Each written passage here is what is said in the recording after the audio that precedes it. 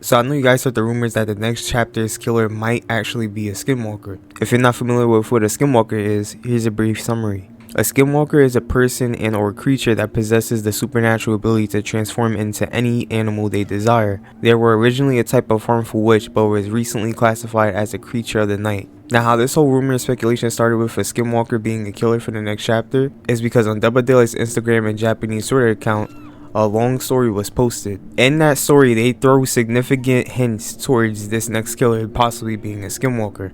And I highlighted the main three that can for sure lead to a Skinwalker being a possible killer. Now, many of you probably already heard the story, but I'm going to read it again in case there's some of you that haven't read the story yet. But here's the timestamp down below for you to skip the story. I was on garbage duty. One of the boys usually offered to take care of it, but I was closing the diner alone with my friend Ashley. The cook had left an hour ago, and this was one of the last tasks we needed to take care of before we could head home. I'm going to grab a smoke and ask Tyler to pick me up, Ashley said. I'll be back in a sec to finish mopping. It's fine, I'll do it when I'm done with the garbage.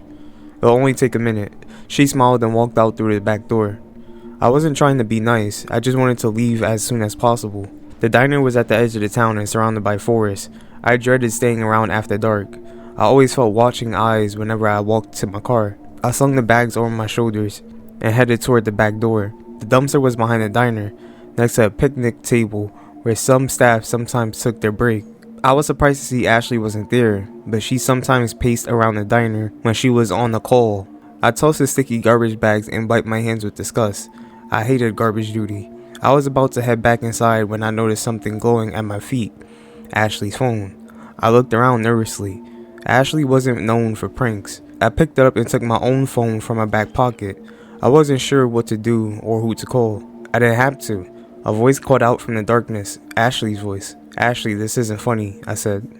I stepped into the forest. I didn't know how she managed to navigate the trail in the dark. I had to turn on the flashlight to be able to see 2 feet in front of me. I let her voice guide me, but I still couldn't make out what she was saying. She sounded distant, distorted. I want to go home, I insisted. Please, can we get back to the diner now? She either didn't hear me or pretended not to. I couldn't tell I was close when I caught a glimpse of blonde hair in the distance. Her voice hoarse and strained. Is Tyler with you? I asked, pointing the light ahead. Leaned against the trunk of a tree, while the other, taller, stood a little to the side. The first one must have been Ashley, but the second one looked wrong, twisted. The torso and the legs seemed to be facing different directions, as if they could have walked toward me without ever taking their eyes off Ashley. I have your phone, I added. Hello, Tyler, she said, again, but I could now see her lips never moved. Something didn't feel right. It's me, she started. Can you pick me up? She tried, hesitant. Me up? Pick me up, Tyler. It's me? Hello? I caught a glimpse of something in the light. It looked like teeth, too many to count. A phone rang, not mine, but Ashley's. Tyler was calling. The tall figure shifted and then it spoke. His disembodied voice sounded almost exactly like my own. Home, it said. Please. I ran without looking back, branches tearing at my skin, slicing my arms and cheeks. I reached out the diner and threw myself inside, locking the back door behind me. I waited for a thump, a crash against the door, but it never came. I stood there for a while, still clenching Ashley's phone, and before gathering enough courage to sprint to my car. It's 3 in the morning, and I don't know what to do. Tyler keeps calling Ashley's phone, but I don't know what I would tell him. I want to believe this is a cruel prank, but I can still hear it now, floating softly through my window. A voice, haunting and familiar, so close to my own. Please, it begs. I want to go home. Now, off the rip, what I do find pretty interesting about this is that apparently these next killers are supposed to be like 3 humanoid aliens, and then the 3 prisoners lore, which I mentioned before, states this.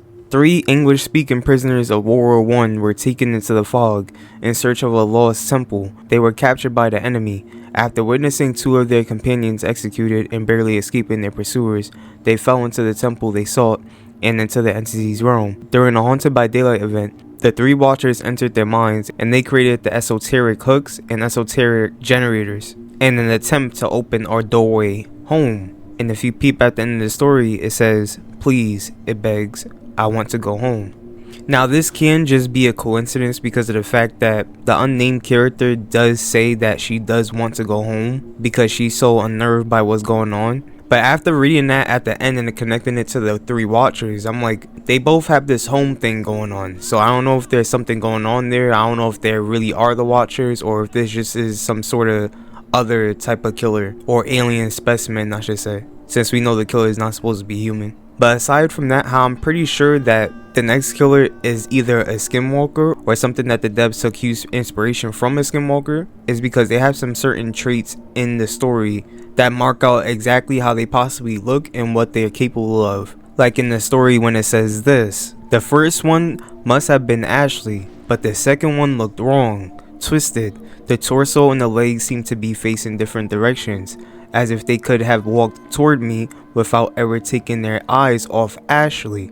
And Skinwalkers are known for having this kind of depth stare that they can do. Like if you were to accidentally lock eyes with a Skinwalker, then they could absorb themselves into your body and take control of your capabilities. Makes me wonder if in game, if it really is something like a Skinwalker or if it's just a Skinwalker in general, if they would have some sort of reverse Ghostface aspect to their power. Another one I pointed out was the mimicking. You could clearly see in the story that the reason why the unnamed character goes inside the forest in the first place is because she hears the voice of her friend Ashley, which lures her into the forest. In the story it says, I wasn't sure what to do or who to call. I didn't have to. A voice called out from the darkness, Ashley's voice. Then later on towards the end of the story, it started to mimic the unnamed character. It says the tall figure shifted and then it spoke. Its disembodied voice sounded almost exactly like my own. Now what makes me really curious about this whole mimicking thing is that I'm curious how the devs are going to pull it off if that is a part of the power and not just within the lore. Because for one, survivors don't speak. So I'm guessing the killer will mimic if a survivor is injured or something like that. Like I genuinely don't know how they would do that. Because like the fact that it is a Skinwalker, they're shapeshifters, so they can shapeshift into a different person. So they have a possibility of being the doppelganger killer as well. But then it's like I'm even more concerned about that because it's like when you go in Swift. But it's like I don't know what the devs have in mind. So it's like they could have something up their sleeve to kind of counter that. Like yeah, the killer might be a doppelganger, but like it being able to mimic and play as a survivor, that might just be more of like a passive for the ability rather than the main core of the power, because I could see the killer having something else on top of that, something to help the killer out in case the deceit doesn't work.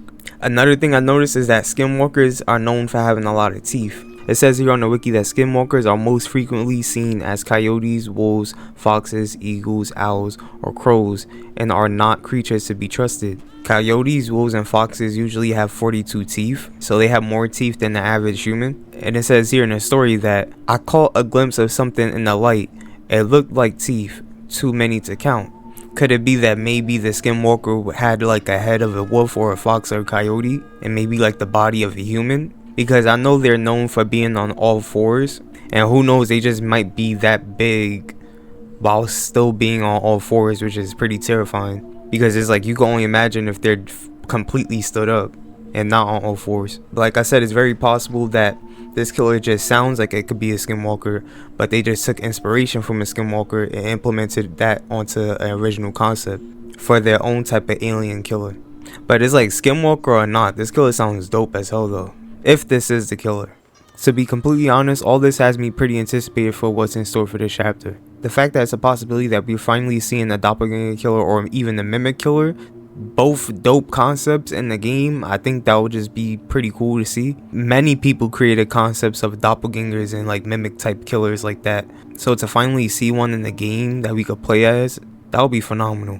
But I am keeping my expectations low because you just never know what to expect. The killer can end up being really underwhelming, so you just never know. Like the idea sounds cool, but I just hope it plays right on paper, you know? Like I actually hope the power is effective in most cases. I do think we will start seeing more and more teasers as we get closer to February 20th, which is the PTB. So that date will reveal everything, and we will finally see the new survivor, new killer, and new map.